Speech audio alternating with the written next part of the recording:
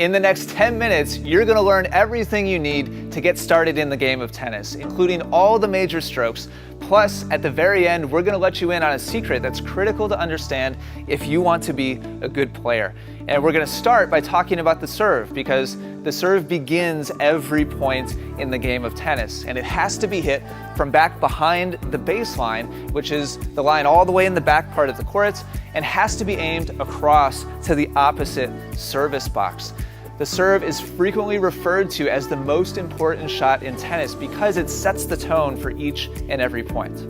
The most common mistake that tennis players make on their serve that holds them back from success is what we like to call a pushy motion. And all that means is that the body is facing forwards, the hand is facing forwards, it's a low contact point, and you just basically line your strings up with where you want to hit the ball and just patty cake the ball over to the other side. Sure, that'll get you started and that'll technically get you in the game, but it's never going to allow you to advance beyond very, very beginner levels of play. So getting away from that pushing motion as early as possible is going to help you develop as a player much, much faster. To get a fast start on the serve, it's critical you focus on three main elements. Number one, you have to use your body to power the shot. If you use your arm and your hand, it's always going to be weak. So start off turn to the side and make sure you rotate forwards as you swing up towards the ball. And that leads us right into number two. It's critical that you toss the ball in the right spot so that you can make contact in a comfortable place. And that means if you're right-handed, you want the ball to be just up over the right side of your body. As you turn forwards, you want the ball to be directly over your right shoulder. If you're left-handed, directly over your left shoulder. And that leads to contact point. Your contact point should be directly over that shoulder and just out in front of your body, so you have a little bit of room to transfer forwards and really use your body powerfully. If you do those three things, you'll be in a good position to start hitting solid serves. The next shot you really want to learn is a forehand ground stroke. A forehand means that it's on the dominant side of your body. For me, that's my right side since I'm right-handed. And a ground stroke means the ball bounces once before you make contact, meaning you don't hit it out of the air, but the ball bounces and then you hit it. So that's how you get forehand ground stroke. Now you're also going to be making contact and hitting this ball most of the time from around the baseline all the way up to inside the service line area, depending upon how short the ball lands. This also becomes most players' favorite shot, and you can really use it to develop it into a weapon. So it's really important that you really work on the forehand ground stroke for your tennis game.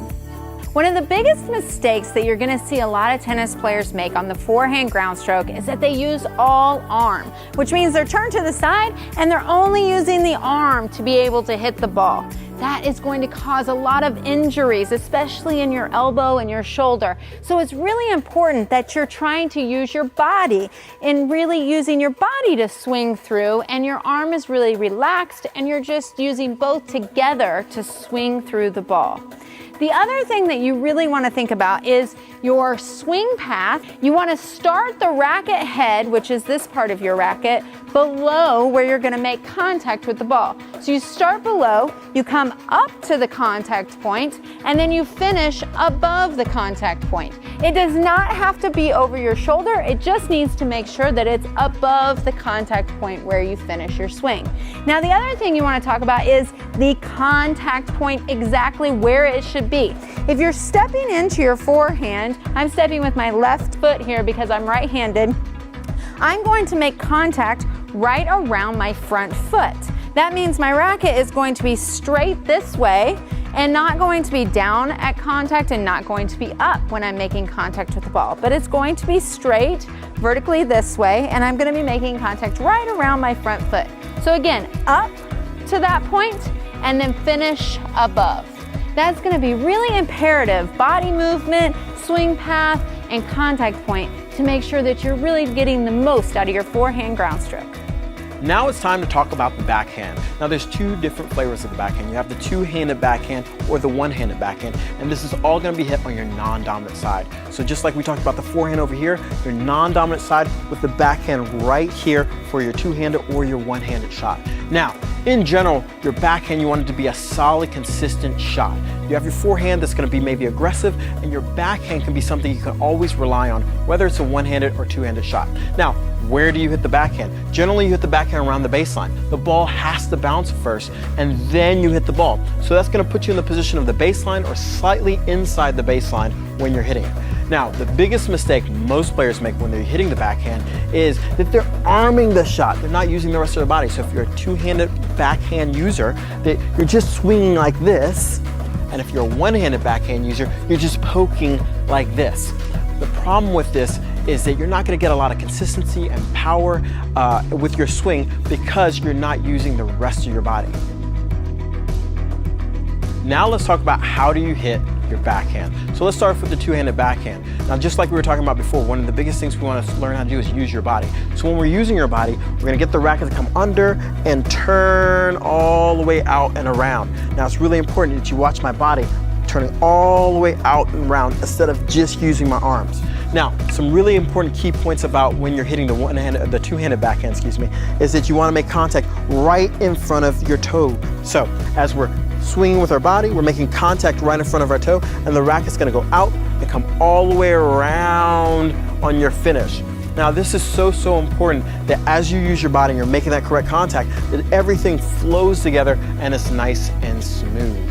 Now, for the one-handed backhand, slightly different. Obviously, you have one hand on it. So we're going to start from here. Same thing with the swing path. We're going to have the racket come out, under, and come up to the ball and make contact. Now, the contact for the one-handed backhand is further in front than the two-handed backhand, and that's one of the biggest differences that you're going to have to contend with if you want to use a one-handed versus a two-handed backhand. That the swing contact is going to be way in front. On the follow-through after this, it's going to come all the way up and around, not like the two-handed, but it's going to be extended out in front of you and a little bit higher. So again, swing is going to come up, come down, come up to the ball, and all the way around. One smooth motion is really important, that even with the one-hander, you're going to slightly use your body, not as much as the two-hander, but you're going to slightly use your body and then complete that swing. The next critical shot we're going to talk about is the volley. The definition of a volley is a shot in tennis that you hit before the ball bounces on your side of the court. Volley does not mean hit the ball back and forth over the net. That's actually a rally. Volley simply means that you're usually moving forwards and hitting the ball early before it bounces on your own side of the court. And so usually that means the player is closing inside the court, getting closer to the net, sometimes even inside the service line, which is the line up in the middle of the court. And because of that, you're taking time away from your opponent, and it's something that players do to attack.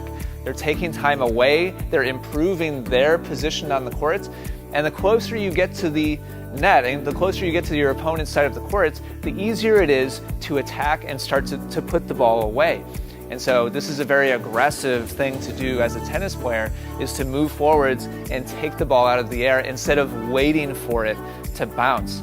Now, unfortunately, the mistake that a lot of tennis players make is as they close forwards and attack, they get super panicked. And because of that lack of time, they rush and they get really tight and jerky and they start punching the ball, and everything starts to get really abrupt and tight and tense, and they lose control.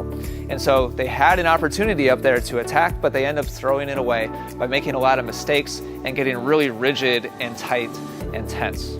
The antidote to those mistakes is to be calm and smooth, and the technique you want to use on volleys shouldn't be making contact way out in front and punching the ball really abruptly and jerkily, but actually bringing contact back a little bit so you have some room to flow through the point of contact.